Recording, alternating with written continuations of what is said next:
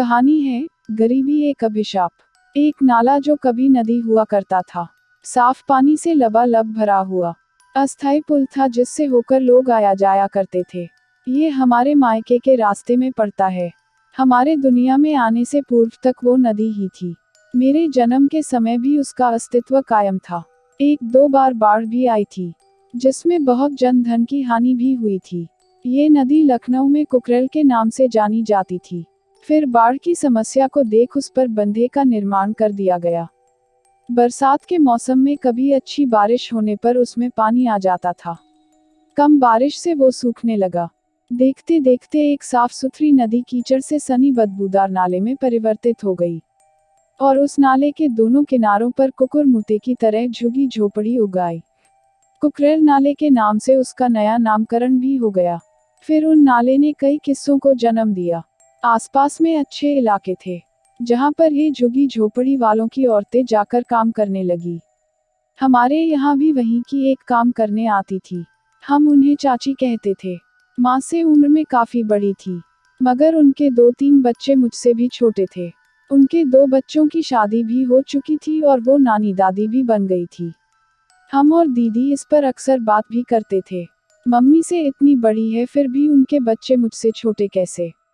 हम बचपन वाली बुद्धि के।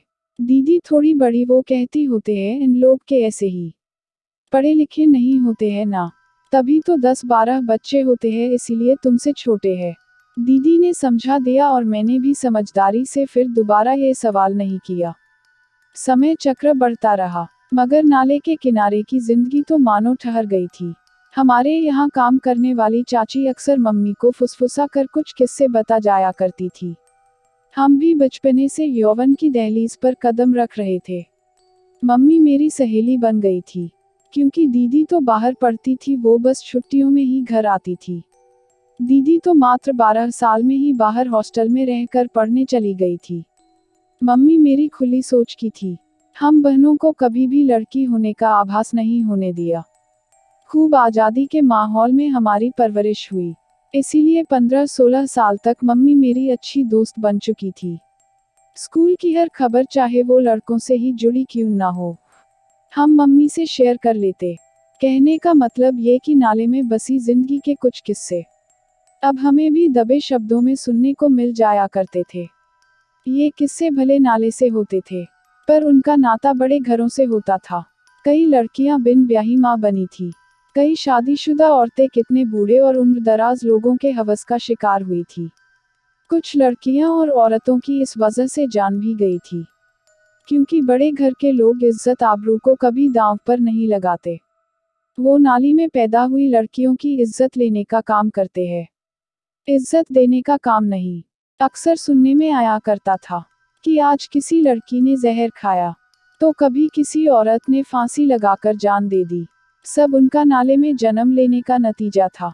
बड़े लोग कहते, अरे ये सब नाली के कीड़े हैं, इन्हें ऐसे ही मौत मिलती है, इनकी कौन सी इज्जत। एक किस्सा जो मुझे याद आ रहा है।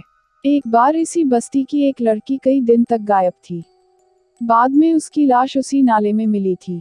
पता चला कि लड़की के साथ रेप हुआ था, वो भी कई दिन तक। फिर उसे मारकर फेंक दिया गया था। लोगों ने उसे नाले में बसे किसी लड़के का काम माना, मगर बाद में छानबीन होने पर खुलासा हुआ कि जहां वो काम करती थी वहीं के लड़के ने अपने दूसरे घर में कैद रख उसके साथ कई दिन तक बलात्कार किया था। डेंगू, मलेरिया और कभी जल भराव से भी होती थी मौतें, पर ये मौत दर्दनाक होती थी, और वो मौतें दर्दनाक और खौफनाक दोनों होती थी। बहुत ज्यादा बारिश होने पर नाला पूरा पानी से भर जाता था। तब बहुत सी झोपड़ियां जलमग्न हो जाती थी।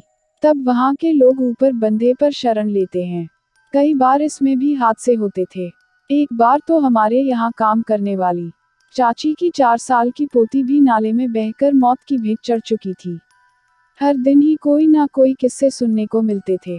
कभी कभी प्रेम की कहानियां भी सुनने को मिलती थी। छोटी सी उम्र में ही वहां लड़के लड़कियां अपनी उम्र से अधिक परिपक्व हो जाते थे।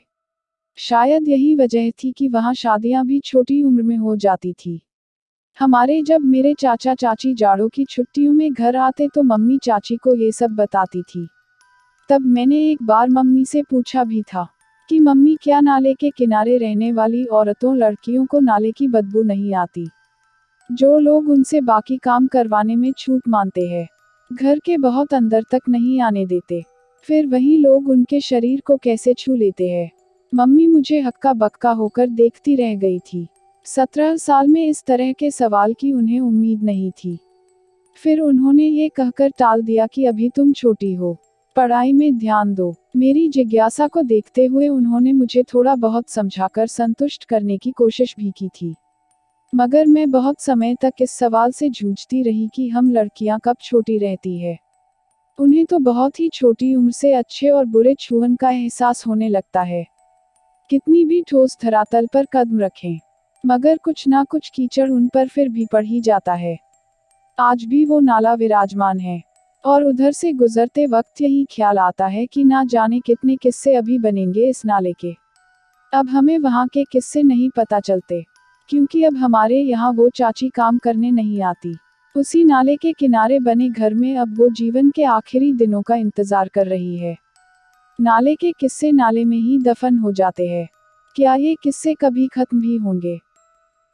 अगर आपको कहानी पसंद आए तो लाइक और शेयर कीजिए और चैनल को सब्सक्राइब करना मत भूलिए।